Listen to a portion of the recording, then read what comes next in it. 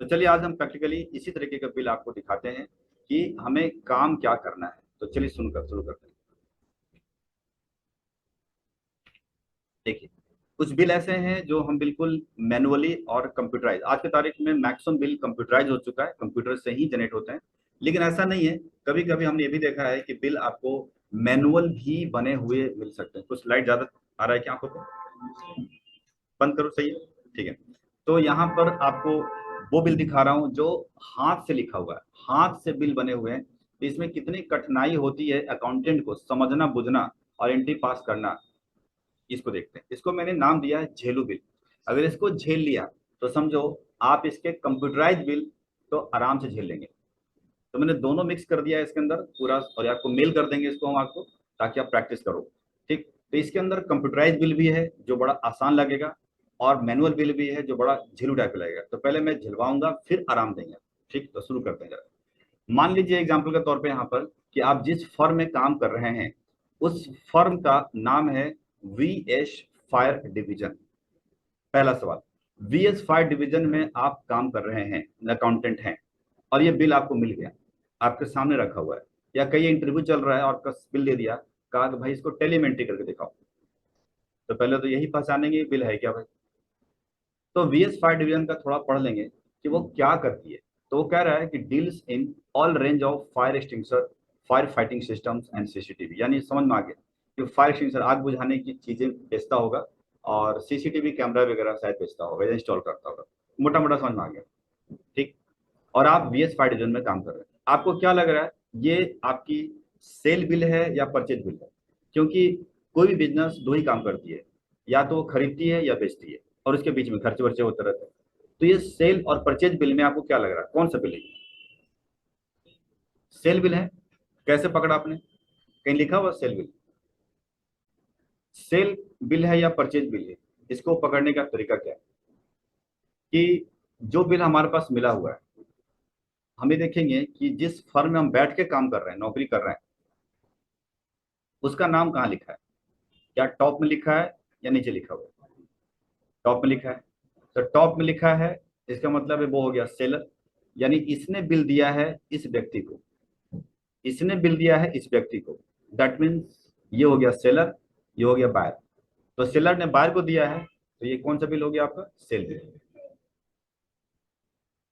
अगर हम ग्राफनेट, जो ग्राफनेट एडवर्टाइजिंग प्राइवेट लिमिटेड जो देख रहे होंगे, अगर यहाँ जाकर के नौकरी कर रहे हैं या इंटरव्यू चल रहा है और वहां ये बिल दे दिया, तो हमारे लिए क्या हो गया?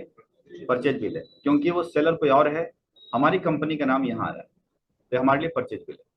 डन। तो ये हो गया आपका सेल बिल। अब सेल बिल में देखेंगे कि लोकल है या इंटरस्टेट है, दो ही होते हैं। या तो लोकल यानी एक ही राज्य के अंदर माल बेचा गया है, या दूसरे राज्य में बेचा गया। किसने बिल किसको दिया? A R build bill, build bill है। ये बिल दिया है या इसको बिल मिला है? इसने दिया है। किसको दिया है? F B W A Gemini group को दिया है। ठीक है। तो अगर आप F B W A Gemini group में बैठे हैं तो आपके लिए कैसा बिल है ये? परचेज बिल है। अब उसके बाद लोकल है या सेंट्रल है, ये कैसे पता करेंगे? ये हरियाणा में है, और ये यानी कि सेंट्रल है, लोकल है या सेंट्रल है? सेंट्रल किसे कहते हैं? जब दो अदर स्टेट, यानी सेलर एक स्टेट में और बायर अदर स्टेट में, तो होता है सेंट्रल। ये तो हरियाणा, वो सेलर भी है और बायर भी हरियाणा में है, तो इसका मतलब ये है आपका लोकल सेल। चलिए सरुजा ग्राफिक्स, ये देखिए ऐसे मिले, लिखा है सरुजा ग्राफिक्स, और लिखा फ्लैट बायर वेलफेयर एसोसिएशन जिमनी ग्रुप, ऐसा लिखा है। ठीक है। और यहाँ पर लेटर हेड वॉचर पैड ऐसे लिखा हुआ है।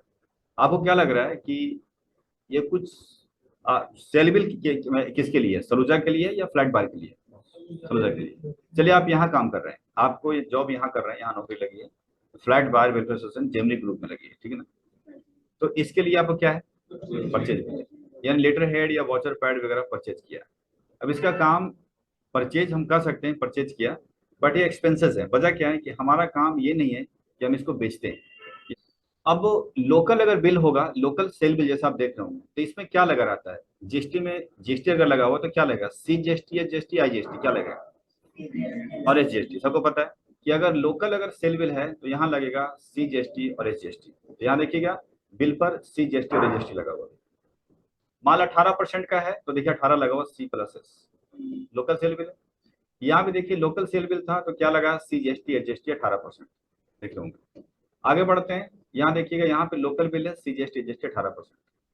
आगे बढ़ेंगे तो यहाँ देखिएगा ये भी आपका लोकल सेल बिल था न्यू दिल्ली वाला, तो यहाँ भी लगा हुआ सीजीएसटी एसजीएसटी 18%। आगे बढ़ते हैं तो यहाँ भी देखिएगा लोकल बिल था तो यहाँ लगा हुआ सीजीएसटी 18%। और ये देखिएगा अब लोकल बिल है तो क्या लगा हुआ सीजीएसटी एसजीएसटी 18%, 9% देख रहे होंगे लगा हुआ। और ये बिल देखिएगा ये भी लोकल है तो लगा सीजीएसटी एसजीएसटी। और यहाँ देखिए ये बिल कैसा था सेंट्रल, तो इस पे क्या लगा होना चाहिए आईजीएसटी, कितना परसेंट 18%।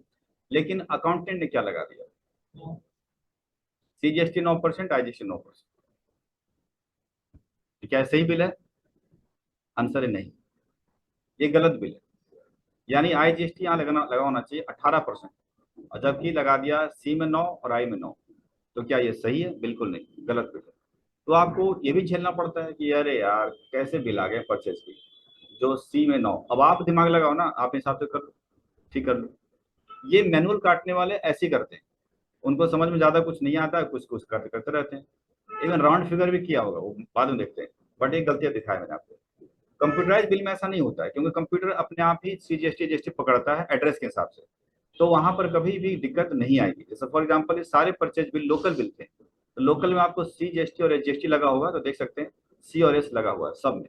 कभी गलती ऐसा नहीं हो सकता कि सी के साथ आई लगा हुआ है, कभी नहीं। तो देखिएगा सी एस लगा हुआ लोकल बिल था और यहाँ भी देखिएगा लोकल बिल था आपका, तो नीचे में सी जीएसटी जीएसटी लगा हुआ देख सकते हैं।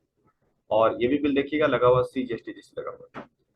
बिल का फॉर्मेट एक चीज देख रहे होंगे आपको कि इस फॉर्मेट में सी एस नीचे लगा दिया, जबकि एक दूसरी पार्टी से माल जब खरीद रहा था तो उसको सी एस यहाँ लगा दिया। ये कंपनी थी सिली सीसीटीवी और ये कंपनी जो है सिटी टैक्स सिक्योरिटी सर्विसेज है।